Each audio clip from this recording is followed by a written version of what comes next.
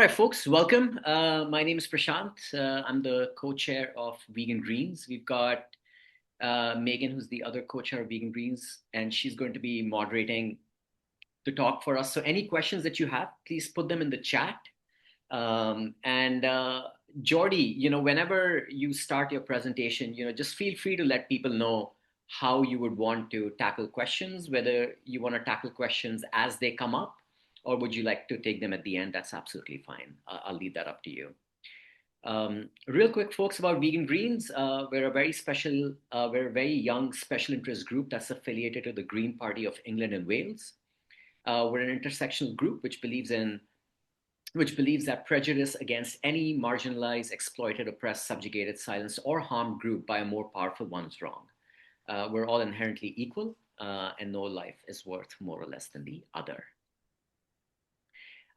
We have three aims. One is to advocate for vegans' rights. We're going to be doing this internally and externally. From an internal perspective, we're passing a motion, or we have put forward a motion for the spring conference, which is a Green Party conference, to advocate for vegans' rights. I'm going to let Jordi talk a little bit more about that because Jordi helped us very, very closely in creating those rights.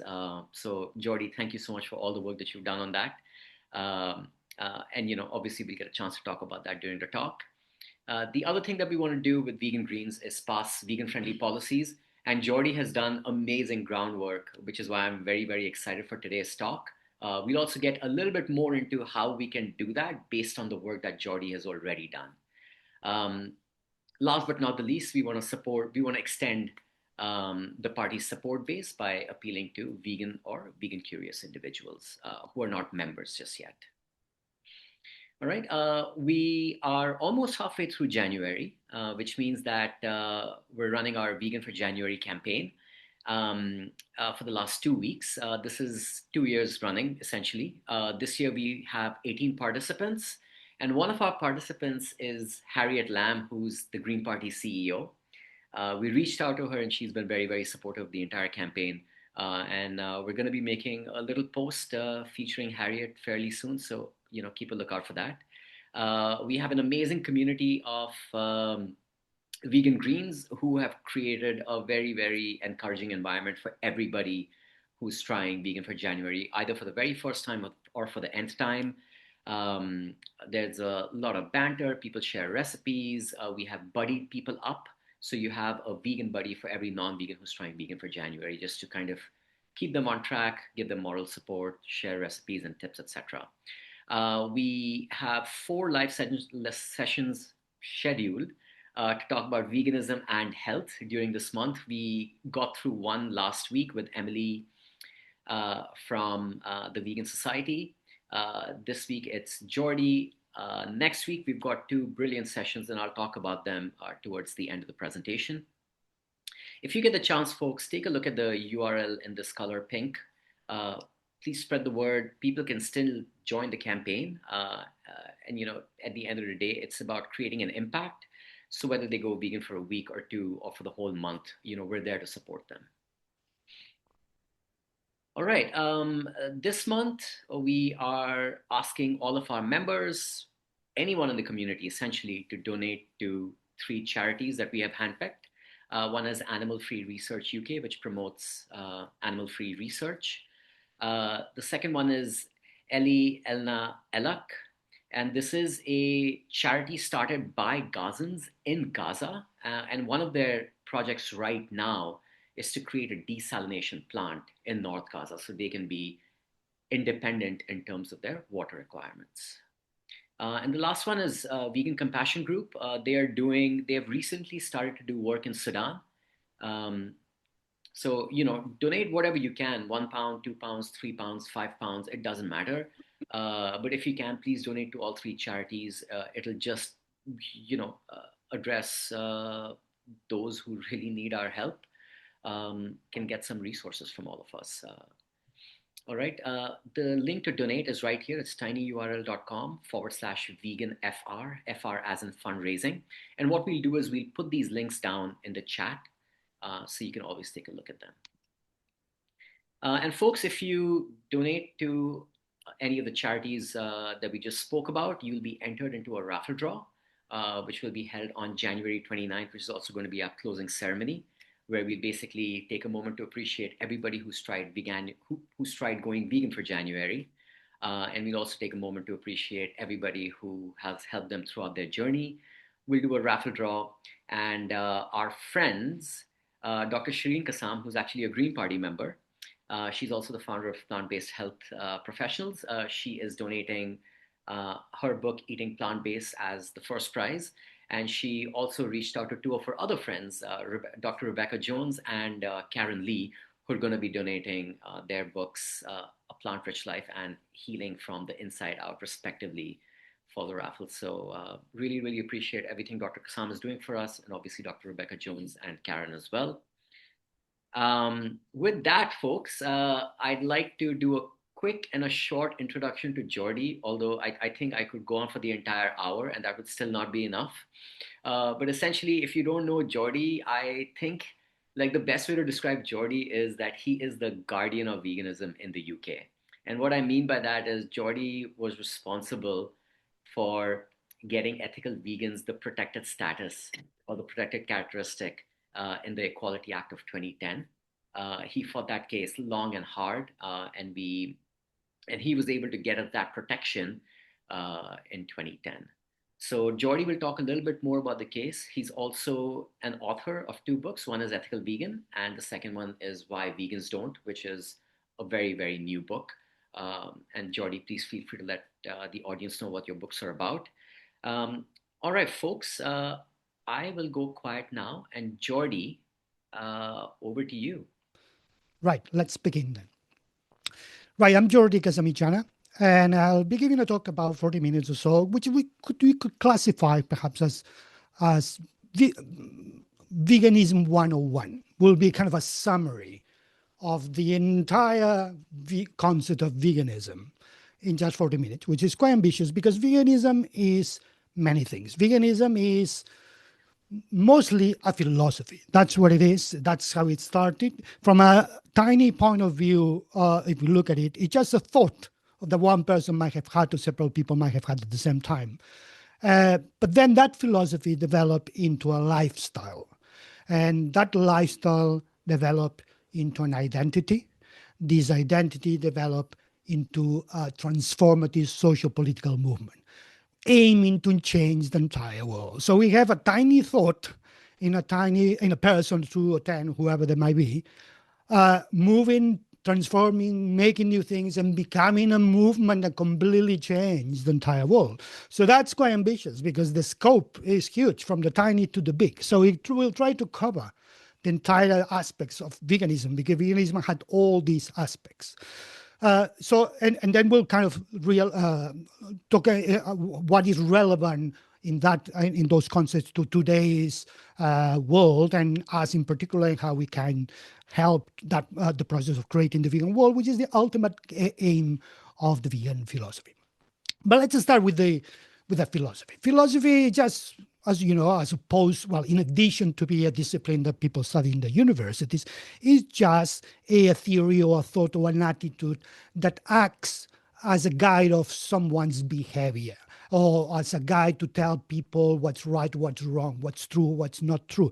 But it's still a thought that is constructed in such a way that you can verbalize it and you can explain it to others. And others might agree or not, enjoying and accept the same philosophy and say, I subscribe to those thoughts and principles.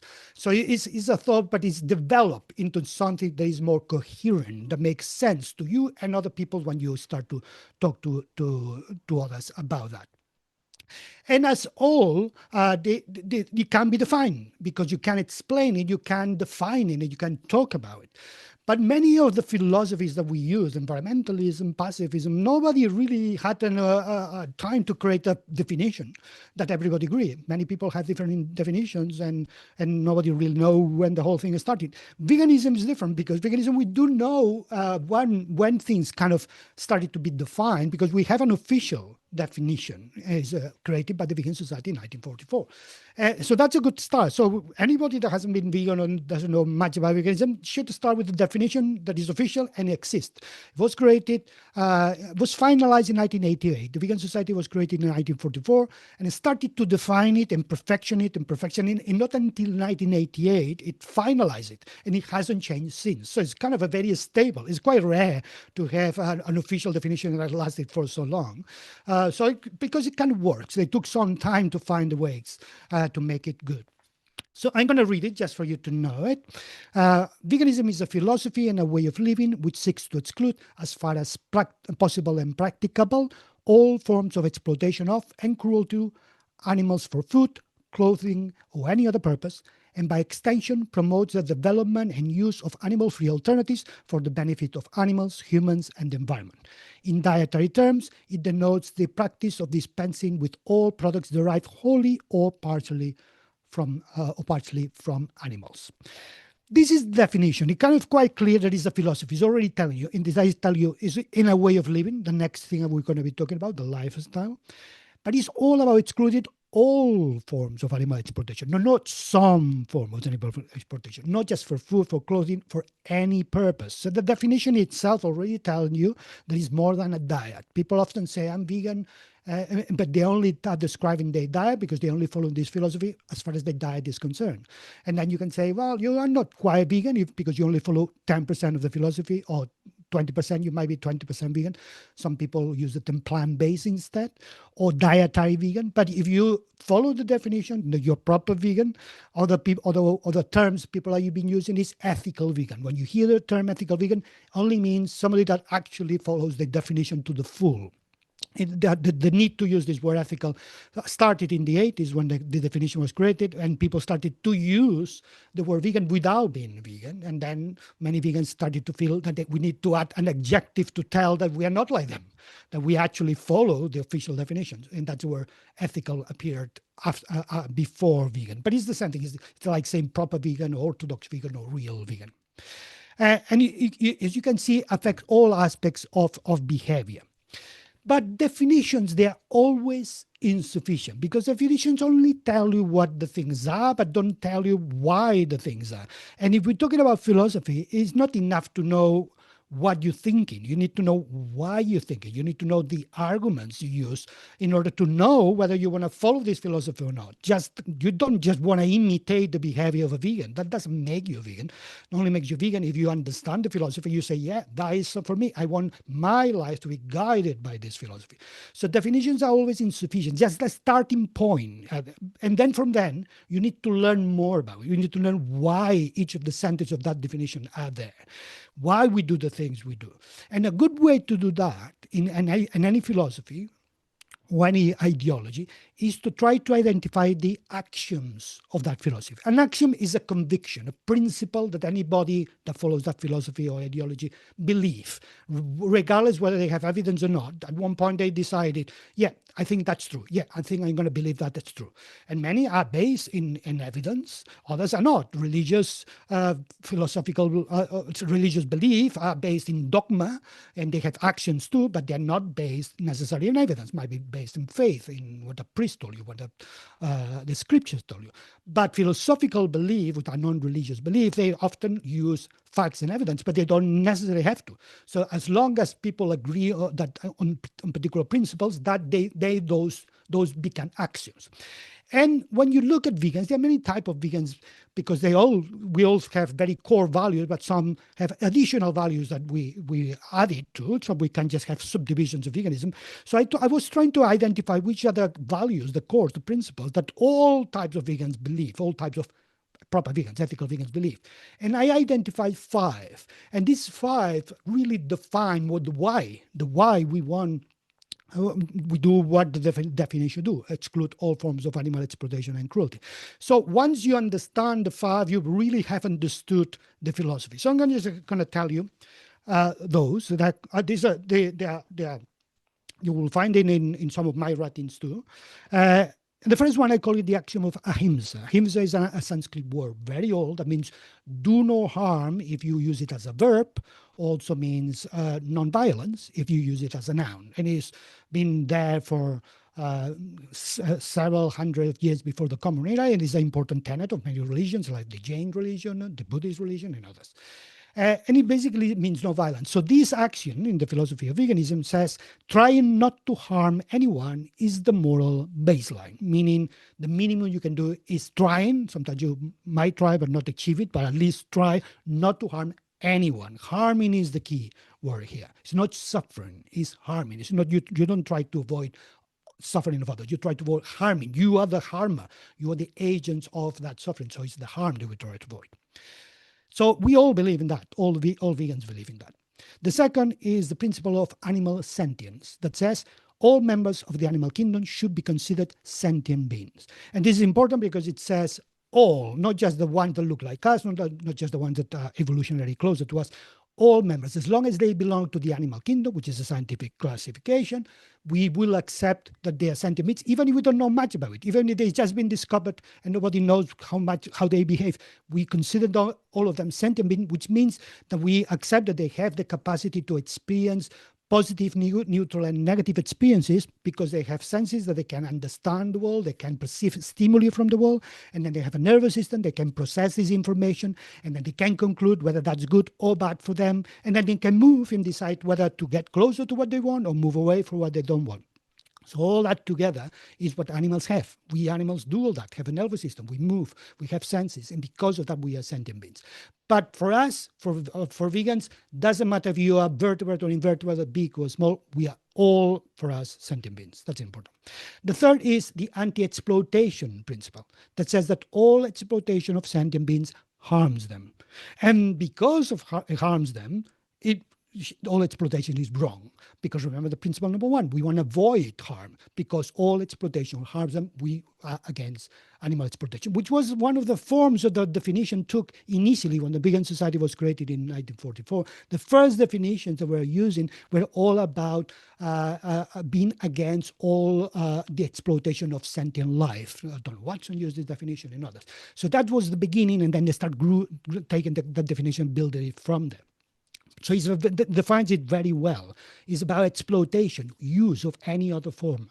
It doesn't matter which exploitation, any type of exploitation. The one that kills, the one that only harms physically, the one that harms mentally, the ones that that goes beyond the harming. They just treat the animals in a disrespectful way. Which leads me to the fourth axiom, the axiom of anti-speciesism, which says, not discriminated against anyone is the right ethical way. Meaning, sometimes there are things we do to animals, the way we treat them, that they doesn't generate a direct harm to the animals, but they're still wrong. Like treat them as inferior, treat them that we are superior than them, treat them different because they belong to different species that we don't like or group we don't like. All that is called speciesism. Sometimes speciesism is a kind of complicated word. I prefer the word otherism. Otherism. Speciesism was created by Richard Ryder, making a point that many years ago, that if people were against racism because they thought you should not discriminate against particular humans for belonging to a particular race, they should also be against speciesism. So because race was just one type of being the other, but species is another type of being the other. So it didn't mean only a species from a biological point of view. It meant the other, anything that makes you classify groups for whatever reasons you want to classify them with. For us, we are anti-speciesists. We want to treat everyone the same. So no matter the species, the gender, even we're not talking only about biological classification. We're talking about groups within humans too. So we are anti-speciesism. And the last one is the vicariousness axiom, which says indirect harm to a sentient being caused by another person is still harm we must try to avoid. And this is an important one because this is one that tells you that veganism is something more than just us. We're not just avoiding it and ignoring whatever else are doing. We actually are affected by the harm others do because everything is connected and the harms they do somehow is going to connect us. That's where the word vicariousness comes from. in law, when you have laws that have a vicariousness clause, often they say, for instance, if an employee commits a crime, the employer will be also found guilty of that crime, because the connection of power and relationship makes that guilt transfer it to the other person. So that transference of guilt beyond the one that does the action, that's what vicariousness means. So when vegans would reject food that has an animal product, we reject it not because we kill the animals, because we haven't. We reject it because somebody else did. But we feel connected if we accept the product with that harm. So that connection beyond us doesn't stop. So many connections in the world that that is the principle that leads to for us becoming a social movement, because we want to change the world because of this principle. This principle tells us that the world is so connected that the only way that we cannot be responsible of that harm that other people do is to change the entire world, is to prevent the harm happening in the first place. So that is the complete picture that shows why at one point vegans feeling the need to be activists when they realize that they haven't done much about the fifth principle. They've done everything else about the other four, but they haven't really helped to change other people's harm, and that's why they become activists. So when you got all that, and I'll just show you a bit, if you record this, I'm just going to show you the image of this for those that want to pause it at one point. If they record it, that they can see all these principles. So that's the philosophy. The philosophy tells you all this. And if you think, yeah, that works for me, that I think all those actions are things that I believe, and I think I'm going to be vegan now, then you're vegan. The vegan begins with the thought before the action. But immediately after that, you will start realizing that affects your behavior, because you have to make choices that are different, and it changes every day. You make many choices, and now you have to think about that philosophy. And that's where the lifestyle begins. So you change the way your life work, and people can tell that you're vegan because they can see what you do or you don't do, what you reject, and they can say, yeah, I can identify that these people has a particular way of living different than that other people. And that's why it's called a lifestyle. And the best way sometimes to talk about that part, if you want to learn a lot, I actually wrote a whole book that will help you for that, which is this book here, which is Why Vegans Don't. Which is very recent, a philosophical guide to vegan behavior. Because in the first chapters of this book, you will find all this talk about the philosophy I just talk, all the axioms. So you will, in much more detail. So you will learn about the philosophy. But then what we vegans do is, okay, we know now the philosophy, but how we apply it to every day. So when we have to make a decision like, can I eat this? Can I wear wool? For each of these things, we'll need to learn information about, is there animal products involved? Is there any version that doesn't have animal products? We need to inform ourselves. So you're always learning as a vegan. You just have to, you start being a vegan the moment you decide to be vegan, but you never stop. Every day you are veganizing yourself, getting more information, understanding more which animal products are used, etc. And then you might decide, okay, I realize this product is not suitable for me because it has this and this and that. So that book has chapters for each of the products that you might be wondering, like wool, silk, or not just products like riding horses, vivisection.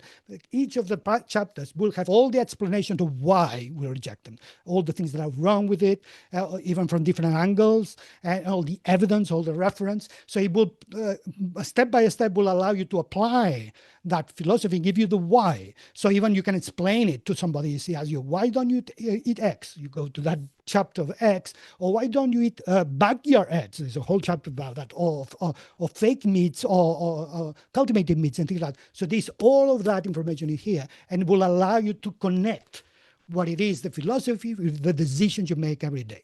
So that's what we all do. So, and they become a lifestyle. People start see us and be able to predict the behavior we make. But once you have a lifestyle, then it develops into an identity. Doesn't take that long for somebody that is behaving like a vegan to say, I am vegan, as opposed to I do vegan things or I eat vegan food. Because it absorbs so many aspects of your life. And it's so important, that philosophy. It resonates so well with you because it's about fundamental things, about not harming. These are very ancient concepts. Ahimsa, remember, is so ancient. So that became fundamental. This is much more than just a behavior. This is an identity. This is who I am.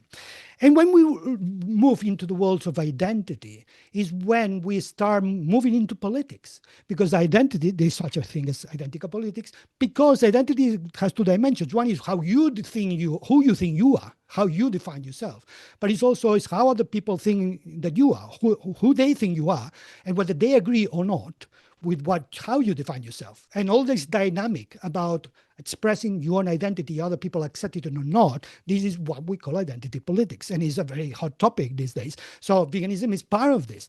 And it kind of began to be much more part of this since 2020 with my legal case.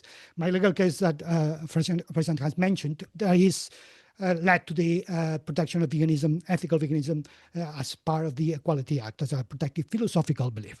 If you want to know more about my case, I'm going to explain a little bit more now here, but really, if you want more, then you can read my other book, which I published earlier, Ethical Vegan, A Personal and Political Journey to Change the World. Because the book is a combination of my legal case with details, then also how I become a vegan. That's why it's relevant now at this point, because it's all about the identity, how I acquire that's identity, which identities I accumulated over the years that led me to feel I am a vegan now.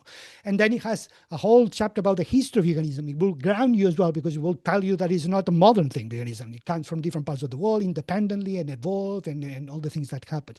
And it will show you the different types of vegans there are, also a little bit about the vegan world of the future. It's a kind of much more complete picture, but it will help to understand how we feel that veganism is an identity. But what happened to me at one point, I was working in an organization and I was fired because I was a vegan.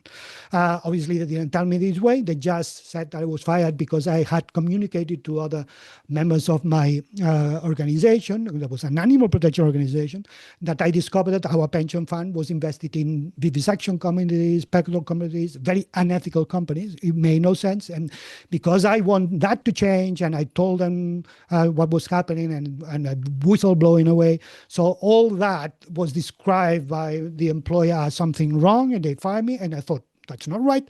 And I took them to the employment tribunal. And after 2 years of litigation, not just I won the case in the sense that they compensated me and they admitted I had done nothing wrong, but also in the process, I managed to secure the protection of veganism, because what I said is that they fired me because I was a vegan. I had to do what the vegans do in the book. In that book, what vegans don't, we don't invest in vivisection. I don't want my salary to be invested. So if we have any way to prevent that, we do that, well, the alternative way. So I was just behaving like a vegan, and yet I was fired. Therefore, that was something wrong. And at the time, veganism was not recognized as a protective belief. So I had to go through a process for a judge to check whether the philosophy fulfilled a series of characteristics. It's called the Granger test. And if it did, then from that onward, all vegans, all those that follow that philosophy, would be protected as any religion or class or sexual orientation, any protected characteristic that is part of the Equality Act. And that happened in 2020. In January 2020, a judge looked at my case and said, yep, it fulfills all the characteristics of a protected belief. Therefore, from now on, a protective philosophical belief under the Equality Act 2004. And everybody that follows the definition, the word ethical vegan was used in that legal case. It's not about the diet, it's about the whole philosophy. It's that anybody that follows the official definition of the vegan society, therefore any ethical vegan, will be equally protected. So that affects everyone. Protected from what? From discrimination, harassment, and victimization in the workplace, in tenant-landlord relationship, and in the provision of services, public and private. So a huge amount of social interactions we have.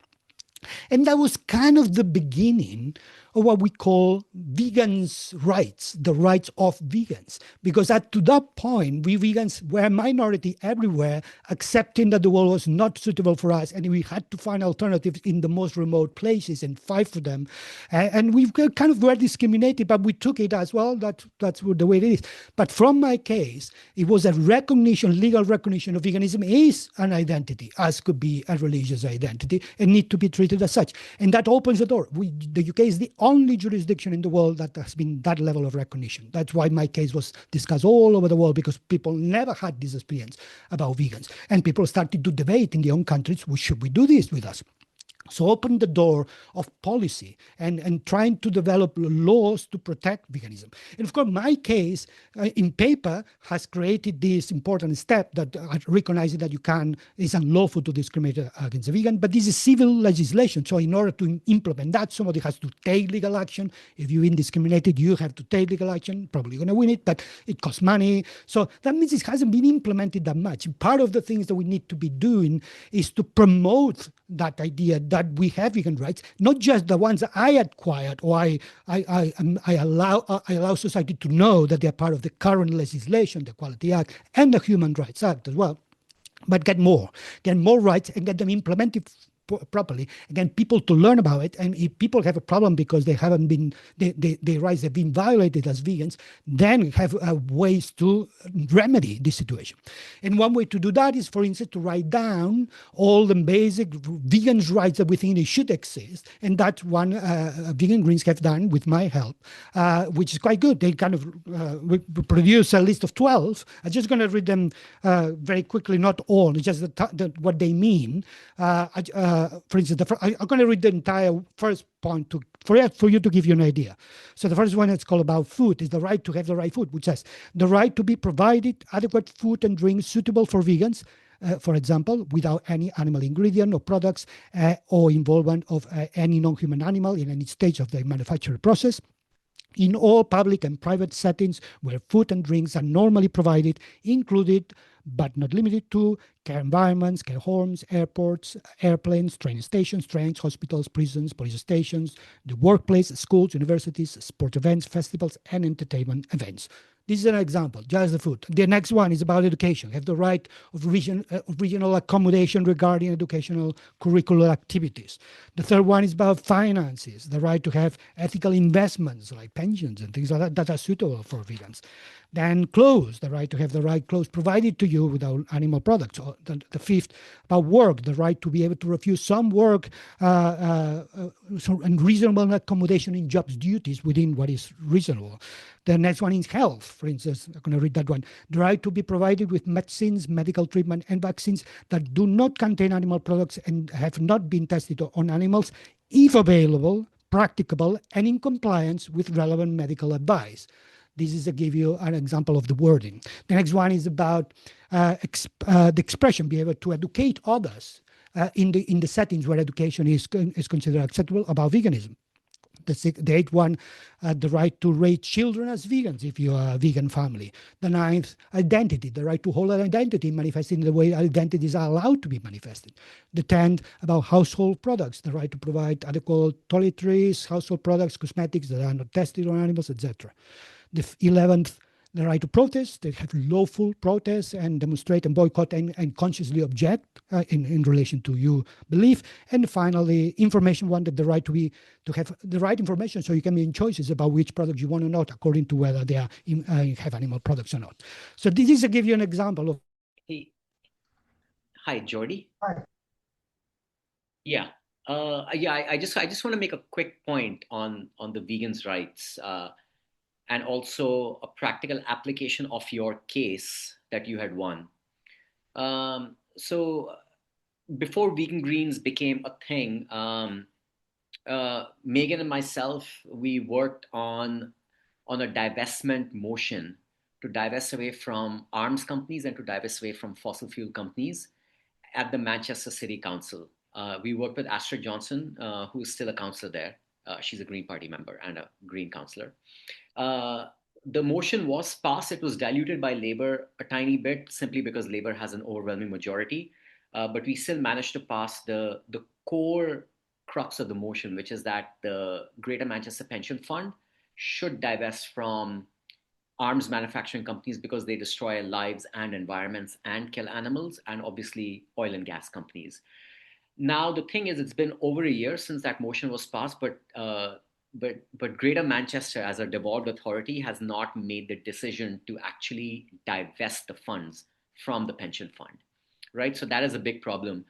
So we spoke to Jordi a couple months back to see how we can use his case and apply it to what we are trying to do with divestment at the Manchester City Council level, rather at the Greater Manchester level.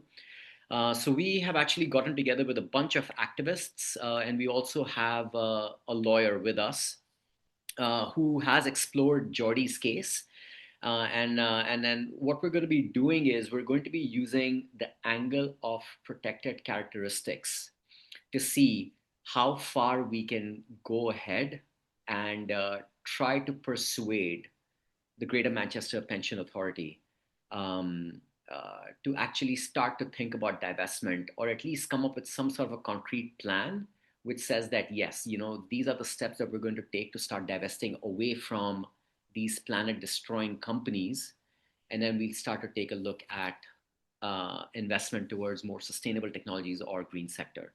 So the long story short of this is the protections that we have as ethical vegans can be applied to so many areas, and it's I think the best way to put it is that we need to start taking these proactive actions and measures and seeing how far we can go ahead and take this particular case and apply it to our lives, because we do have the protections. Now it's a matter of making sure that the law can actually enforce those protections in the areas that matter to us and which are obviously also going to save the planet. But yeah, Jordi, if you could shed a little more light on what I just spoke about, because you, me, and Megan, we had a very lengthy conversation on this. I think that'll give the audience appreciation of what it means to be vegan, what it means to have a protected character, a protected status, and what can we do as Green Party members, or even as members of civil society, to further creating more vegan friendly policies for the UK and obviously for the planet. Yeah, let me do that after I finish, because I'm about to finish the rest. We'll do that after finish because it will work quite well as a kind of as a summary of it. So I'm talking about identity at this stage. Remember, that's not the last bit. The last bit is social political movement. So this identity, we might be just fighting for our rights as vegans, but that's not enough. For vegans, we need to fight for the rights of the animals that they are being used and exploited and abused in all sorts of ways. So therefore, at one point, we need to start to be able to change the world. And how we can do that? Well, part of it is having our rights protected, because our rights give us voice. If we don't have our rights respected, we don't have platforms from which we can show the world about the philosophy of veganism and how to change their behavior. So that's why it's important to have vegan rights, because we are the spokespeople of the philosophy. If the spokespeople are silenced, the philosophy is not heard. So we speak for the animals, but if we cannot speak because our rights are affected in such a way, even our lives as vegans are bad, and that's not going to help the cause. So it's important that the messages, the ones that hold the philosophy, have their rights protected, so other people can also see that they're happy, and they will allow us to join easily, as opposed to think that it's going to be very hard to be vegan. So that's important. That's why the rights are important. But it's not enough. The next thing you had to do is just to start to change the system, develop laws and policies that start to affect activities that humans do that harm animals, and start to ban them, and start to eliminate the creation of new forms of harms. There's a lot of policy aspects there, which animal protection organizations have been doing. Single issues campaign, banning this, banning that. I participated in many. I helped to ban bullfighting in Catalonia. I helped to implement the Hunting Act, and the first prosecutions successfully were there. I closed 5 zoos. So every time that happens, few animals are harmed, and that's good. And we need to continue developing those policies and creating more laws about that. But it's also have to think big as well. We still only at the most 3% of the population, probably less. And the world is so huge and so much exploitation. How can we change the entire world? We need to expand. We need to go and see beyond our own demographics and groups. And that's where the concept of intersectionality helps a lot. I prefer these days to call it overlappinality, but intersectionality is the way it's been normally used, and which is a theoretical framework for understanding how aspects of social and political identities, such as race, gender, sexuality, class, ability, etc., might combine to create unique forms and modes of discrimination.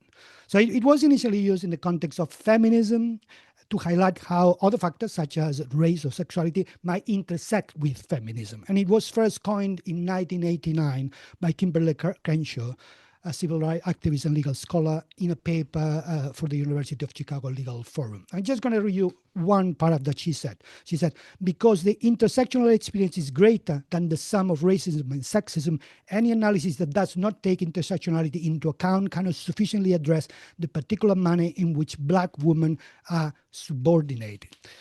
So essentially, intersectional vegans, intersectional people believe that sexism, racism, homophobia, albinism, classism, all that interconnect with each other through what they call it the matrix of domination, which will never be dismantled by addressing them separately. So they basically say we need to address them together. And intersectional vegans are the ones that add it to the equation speciesism. It's not just racism only or sexism, it's also the discrimination against other sentient beings. So when we add it to the equation, then is when we started talking with the intersectional approach, and those vegans that prefer this type of were attracted to veganism through that angle, they often, I call them social justice vegans, some other people call them intersectionalists. I rather use the word overlappinality than intersectionality because I think physically is better. So because it's not the 2 points to intersect, it's like two movements that have something in common in the middle, an overlapping area like a Venn diagram. So I think it's more graphically correct. But also because I don't want, sometimes people say that we should not use this word because it was only used in the context of feminism and Black people, and it seems that if we use it, we steal it from them. So that's why every time I use it, I quote her, Crenshaw, because I want to give her a voice, so nobody feels that I'm stealing from her. And if using this word is a problem, let's use another word, which means the same. Overlappinality is how I use it. But what it means is when you look at the world that way, with a wider lens, seeing how all the oppressions are connected, how all the bad people do bad things to not just one victim, different type of victim, it's more likely that we can understand the problem. It's more likely that we can find tactical ways to address it. It's more likely that we could build the vegan world bigger. So that's why the intersectional approach, which means going beyond what you look, what you obsess, and going and trying to understand the connections that the world has, is a tactical approach that is correct in my view. It's a healthier way of approaching. So it is the logical consequence of that evolution I mentioned, of a thought to a lifestyle to an identity, to recognizing this as a social movement and we need to change the world, then recognizing that we just stay a minority and we need to get everybody else from all the other cultures and all the other movements into our movement as well. So therefore we need to expand our vocabulary, we need to expand our understanding of the problems of the world, and we need just to be open our arms to people from other causes and join forces together. So that's the idea. So it's a logical conclusion to apply.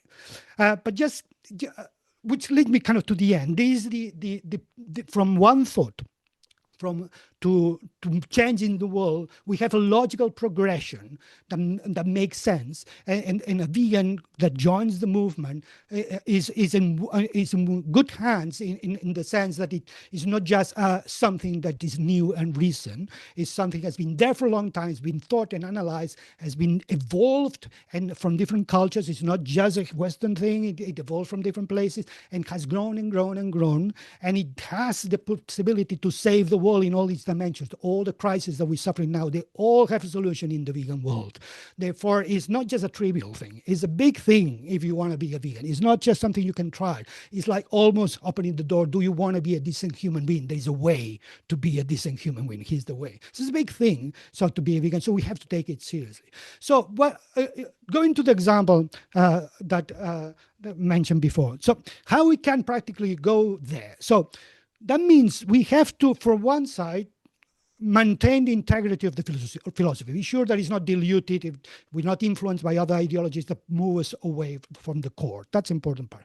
The other part is we need more of us. We need more people following this philosophy. That's what is generally called vegan outreach. We need to help other people to become vegans by informing them and explain about the philosophy, and tell them what it's all about, and give them information that they might not know. You have to learn about what animal products, what are the connection with companies and animal products and things like that. That you just don't know that from birth. You need to learn. And we help each other. as a community, we constantly helping each other, so you don't have to spend that much time in learning because we have done that for you. So that's why there are many organizations that help people to become vegan, and that's why we're doing this in January. January is a good time when everybody to help each other to become vegan. That's something we need to do. We need to get more vegans, but not more vegans to buy more vegan products. This is not a commercial enterprise here. We are not here about selling one product instead another, and one with animals instead another. It's not about selling and buying and changing products. It's about changing the world. So having vegan customers is not going to be enough. We need to change the system. So we want a lot of vegans, not just because we want a lot of vegan products have somebody to buy them. We want them because the more vegans there are, the more decision makers among the vegans there will be. The more politicians among the vegans will be. The politicians, they all come from the population. If it's the tiny amount of vegans in the population, there will be a tiny amount of politicians that are vegan. So they will not pass any vegan law or vegan-friendly law. So we need more people voting vegans. We need more politicians that are vegan. We will need more vegan policies. When you have laws, then you need that laws have to be implemented in the form of policies that they have to be promoted by vegans and be sure that they are not deviating from the laws. And in the case that we were talking about, yeah, I did my case, and my case created a change that made possible now to say that it's unlawful to discriminate against the vegan. But if you don't be sure that people know about it, that's not going to be applied. So part of the campaigns, part of the things that we all can do is be sure everybody knows veganism is protected. Talk about it. I'm still shocked when I go to vegan events and I talk to vegans, they don't know about this. They don't know that in 2020 that happened. And so there's a lot to do about telling that it's protected, explain what the protection is, what constitutes, what does not. And then decision makers of organizations, companies, social groups, government groups, local or bigger, they need to have policies that reflect that recognition of veganism. So we need to pressure for that recognition being explicitly shown in their policies. They have things to do that when they communicate new employees, the new employees should learn about this, and in management should learn about this. So an element of the things to do would be to ensure that the protection of veganism is enshrined explicitly, not implicitly, in the policies of anything that needs a policy, from an organization to a local business to a club to a government, smaller or middle-sized or big. And then we need to go beyond what I achieved, because what my law doesn't, it's a civil law. We probably need criminal law. We probably need to create, recognize that might be hate crime against vegans too. So, and therefore, at the moment, the categories of hate crime include religion, but not philosophical belief. That's something that could be changed. But also just be sure that there are other rights from the ones I list are not necessarily covered by the Equality Act or Human Rights Act. So there might be the need to new laws to be created to advance the vegan rights cause, and then also tell other countries that they have their own jurisdictions to apply the same thing, to have their own manifestos, to apply that, to make those vegan rights universal, not just local, not just the Green Party rights, but the UK rights, the European rights, and the world rights. But in the example you shown is a classic example how a tiny thing shows all this I just mentioned, shows the lack of knowledge about the protection, shows that if you mention it, then you have a chance for it to be taken seriously. That might be the only thing it takes. You mentioned the protection, but you might need to do perhaps a bit more. You might need to do how to interpret that protection, how to show how it affects in real people. Some people might need to complain, make a formal complaint if they feel discriminated about it. And then a mechanism of checking that complaint kicks in, and that might lead to be able to communicate the protection better. So there are many things that can be done. But I think now perhaps it will be the right time to open it to more questions and try to discuss more ins and outs of it based on the questions that people might have. So thanks very much.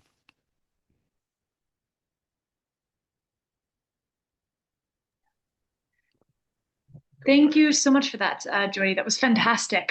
Very, very rich, and it's left me with a lot to think about.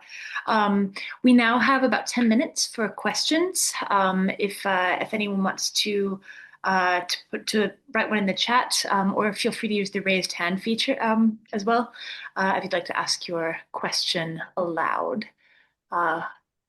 And So I don't see any yet. I might take the chair's prerogative and ask a question, or it's kind of a comment, but I'd also welcome you to elaborate on it a bit more.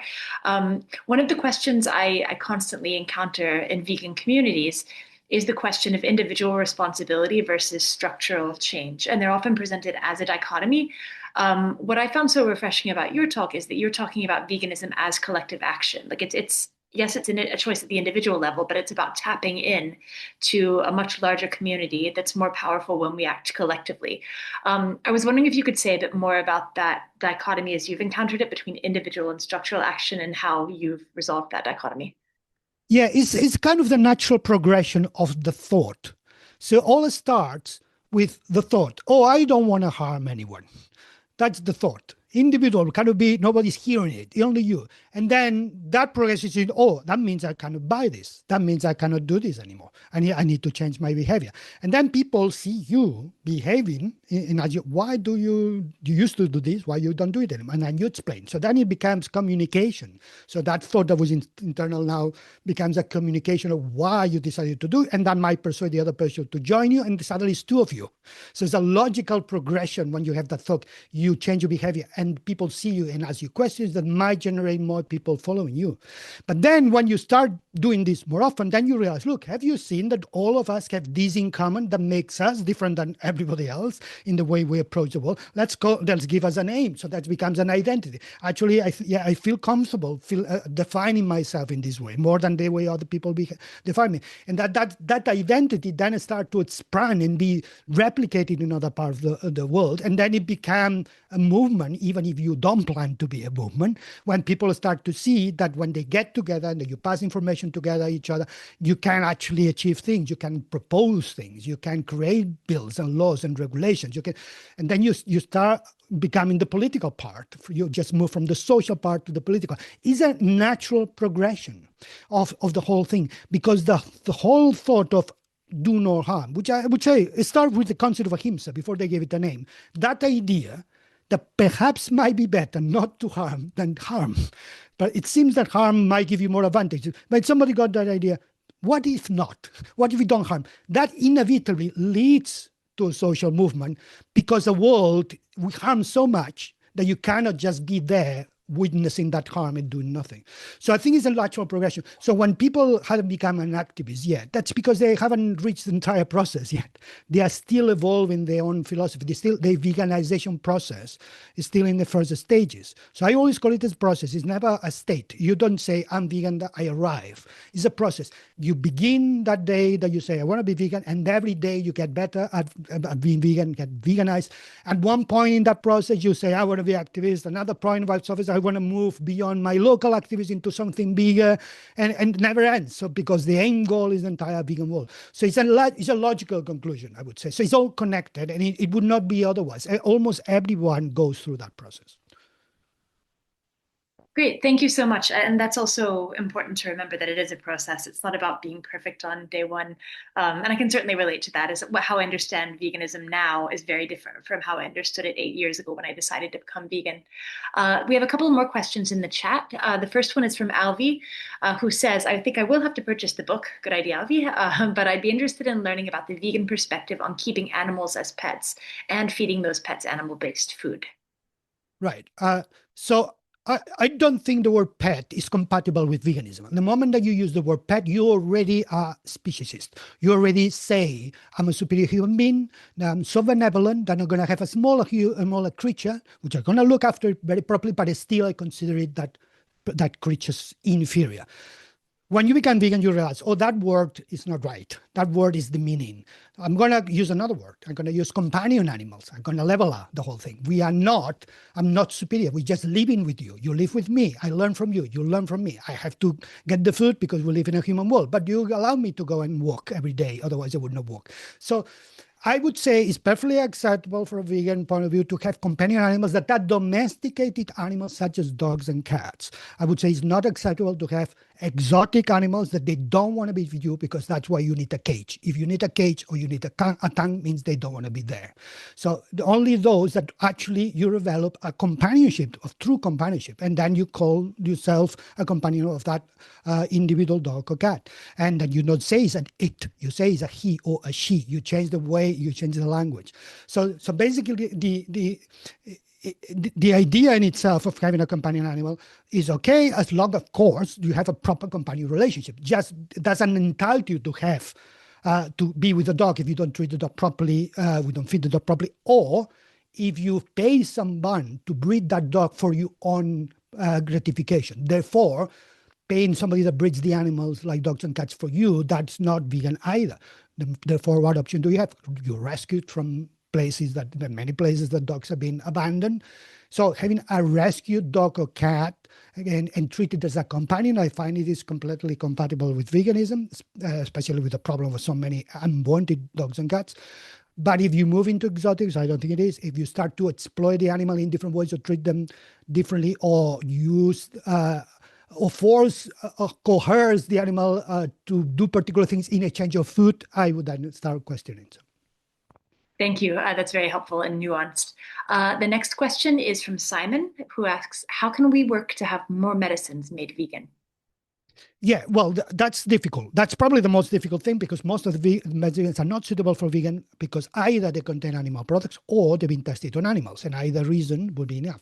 However, that doesn't mean that we have to reject medicines. I always say veganism definition says as far as practicable and possible. That means if there is no vegan version, then you have to take whatever is available to you.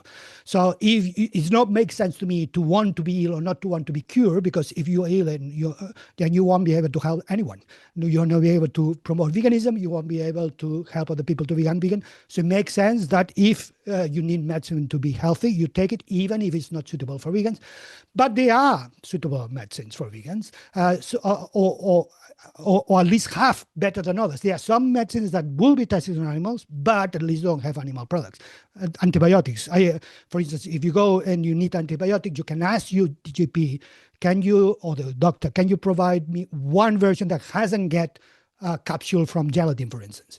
And they will provide you one. So if you ask the doctors, they might give you versions that are still tested on animals, so not perfect, but at least don't have animal products. By you asking, you're already putting in the mind of the doctor that there is people out there that don't want this. So you need to continue ask, even if it won't be any available, just to educate the doctors and the health professionals that there is a population that don't want this. And of course, then you can donate to organizations that promote for alternatives to testings, like Animal Research Free, the charity that you're gonna encouraging people to donate. That's a perfect one. So because the alternatives, they haven't been adopted yet. So campaign for those alternatives to be spread and accepted by the authorities.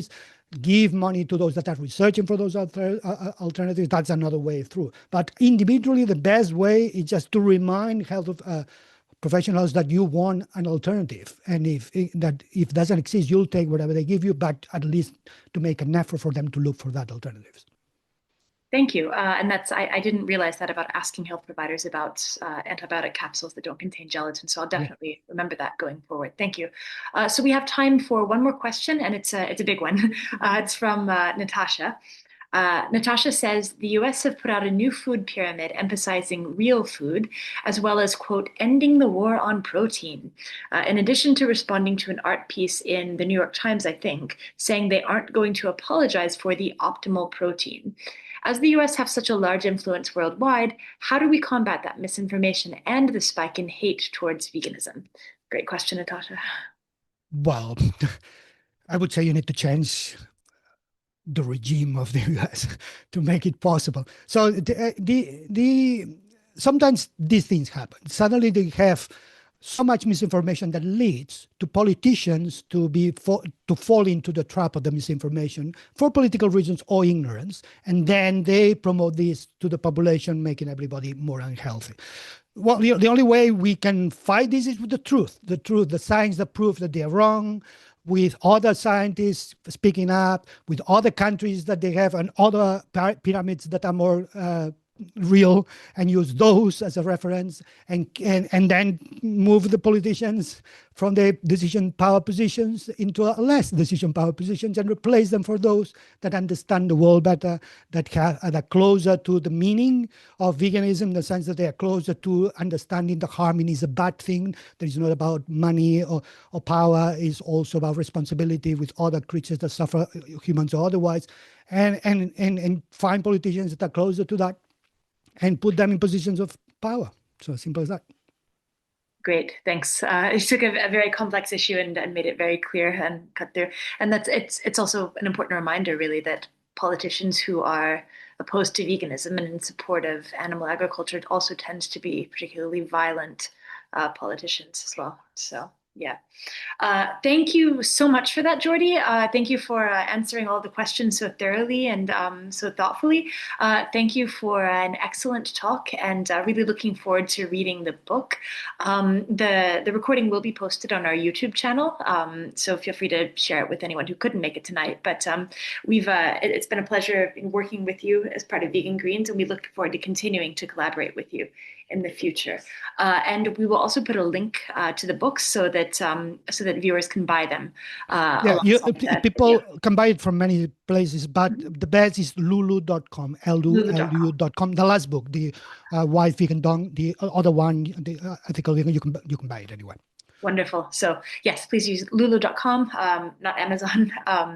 And thank you once again to everyone for attending, and thank you for your great questions. And we'll see everyone next week when Dr. Shirin Kasam of Plant-Based Health Professionals will be joining us.